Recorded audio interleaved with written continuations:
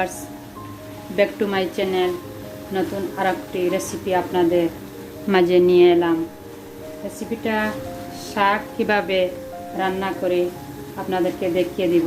অনেক সুস্বাদু শাক।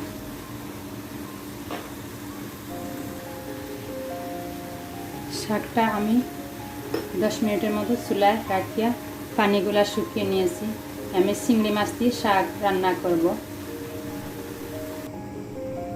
এখানে আমার একটা পেঁয়াজ আছে, পেঁয়াজ কাটা, কাঁচামরিচ লম্বা করে কেটে নিয়েছি, আর একটা রসুন আছে, কুচি করে রসুন নিয়েছি।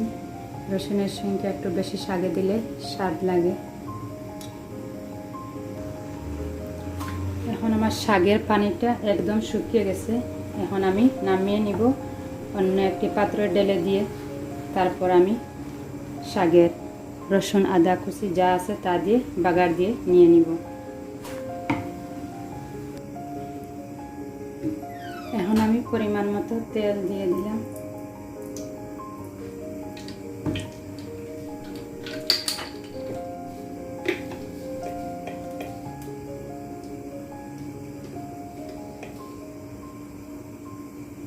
দেড় চামচ লবণ দিলাম।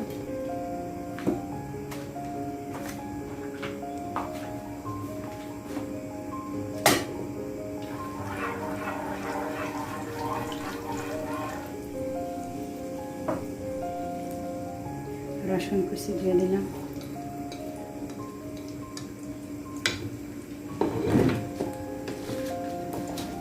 শুকনো মরিচ 4টা দিয়ে দিলাম।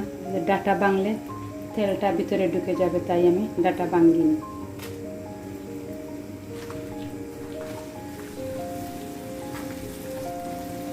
শাকটা যখন আমি আগে চুলায় দিয়েছি, কোনো ধরনের মশলা দেই নাই, শুধু তার পানিটা শুকিয়ে নেওয়ার জন্য আমি আগে জাল করে নিয়েছি। এখন সব মশলা দিয়ে আমি শাকটা রান্না করব। সাথে থাকবে চিংড়ি মাছ। আপনারা দেখে নিজের বাসায় ট্রাই করবেন। কি কেমন লাগলো আমাকে লাইক কমেন্ট করে শেয়ার করে জানাবেন।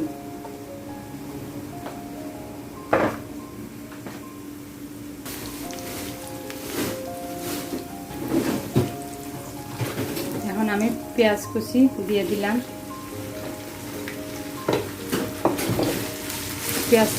পেঁয়াজটা একটু বাদামি কালার হলে আমি চিংড়ি মাছ দিয়ে দিব।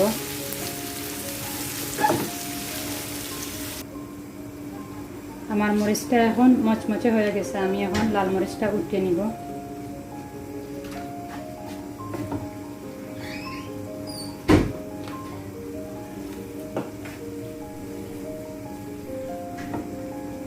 প্রয়োজন করা আদা দিয়ে দিলাম।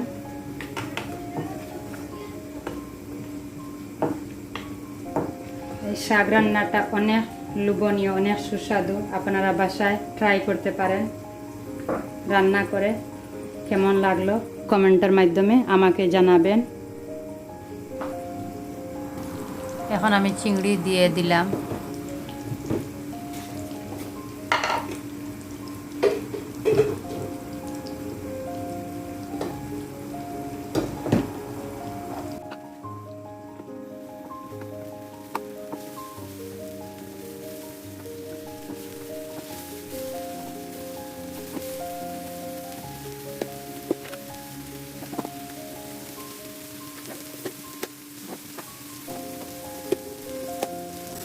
সব কিছু আমার সিদ্ধ হয়ে গেছে, শাকও সিদ্ধ। এখন দিয়া দিব।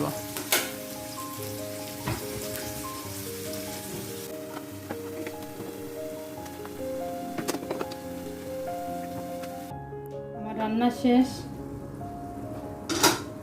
দেখুন তো কালারটা কি সুন্দর, আর অনেক সুন্দর ফ্লেভার আসছে। অনেক সুস্বাদু লোভনীয়। আপনারা পাক করবেন বাসায়। আমি এখন অফ করে দেব চুলার আগুন।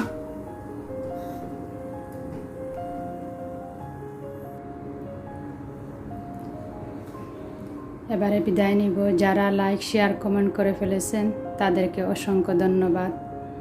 ভিডিও টেনে টেনে দেখবেন না, পুরো ভিডিও না দেখলে বুঝবেন না। প্লিজ ভালো করে দেখবেন। এবার বিদায় নিলাম। আল্লাহ হাফেজ।